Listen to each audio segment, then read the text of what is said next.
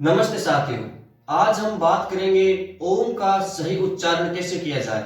इससे पहले मैं आपको बताना चाहूंगा कि ओम इस यूनिवर्स का, इस ब्रह्मांड का पहला शब्द उच्चारण नाद माना गया है। ओम को सभी मंत्रों का राजा माना गया है। ओम को मूल मंत्र भी माना गया है। बात करते हैं शब्द ओम की उत्पत्ति कैसे हुई। जब प्रकाश और वेग इनके घर्षण द्वारा जो पृथ्वी की निर्मित हुई, जो स्पार्क उत्पन्न हुआ, घर्षण तो स्पार्क, इससे जो नाद उत्पन्न हुआ, इससे जो ध्वनि उत्पन्न हुई, दैट इज ओम। ओम उस समय से इस यूनिवर्स में, इस ब्रह्मांड में गूंजता रहा है। अब हम बात करेंगे शब्द ओम, यह कितने वर्णों से मिलकर बना है और इन वर्णों के उच्चारण से हमारे शरीर के किन भागों पर प्रभाव पड़ता है। शब्द ओम 3 भिन्न वर्णों से मिलकर बना हुआ है और ये 3 भिन्न वर्ण हमारे शरीर के भिन्न भिन्न भागों पर प्रभाव डालते हैं। इनके उच्चारण से हमारे शरीर के भिन्न भागों पर प्रभाव पड़ता है। बात करें ये 3 वर्ण कौन कौन से हैं। पहला वर्ण अ अकार, दूसरा वर्ण उ उकार और तीसरा वर्ण म मकार। अ वर्ण का अर्थ बताया गया है उत्पन्न होना, निर्माण, क्रिएशन। अ वर्ण के उच्चारण से जो वाइब्रेशन क्रिएट होता है, जो कंपन उत्पन्न होता है, वह कंपन हम हमारे शरीर के बेली भाग, जो कि नाभि के नीचे का स्थान बताया गया है, वहां पर महसूस कर सकते हैं, अनुभव कर सकते हैं। और अ वर्ण के उच्चारण के समय हमें हमारा ध्यान मणिपूर्ण चक्र पर रखना चाहिए। बात करते हैं वर्ण उ की।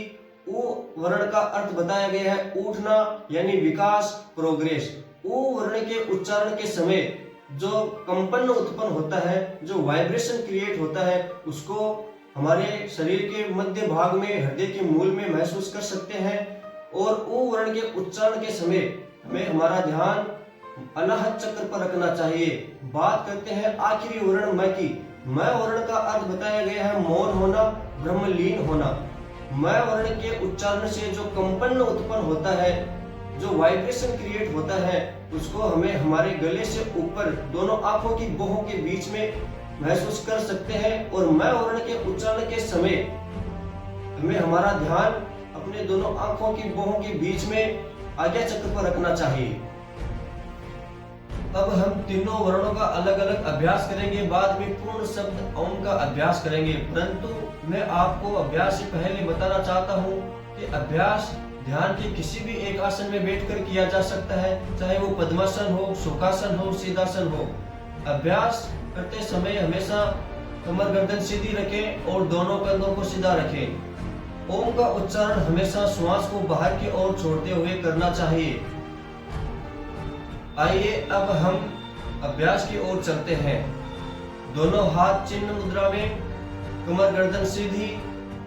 इनहेल,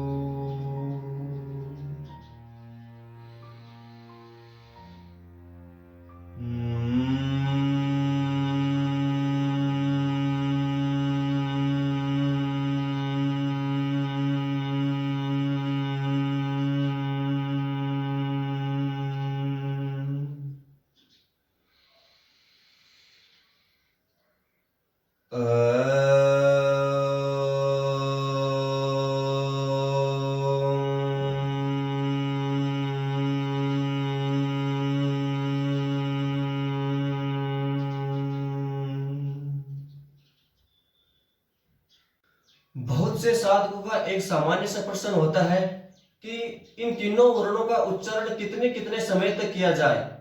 तो सबसे कम अ वर्ण का उच्चारण, उससे ज्यादा उ वर्ण का उच्चारण और सबसे ज्यादा म वर्ण का उच्चारण किया जाए। अगर हम परसेंटेज में बात करें तो 20% अ वर्ण का उच्चारण, 30% उ वर्ण का उच्चारण और 50% म वर्ण का उच्चारण करना चाहिए।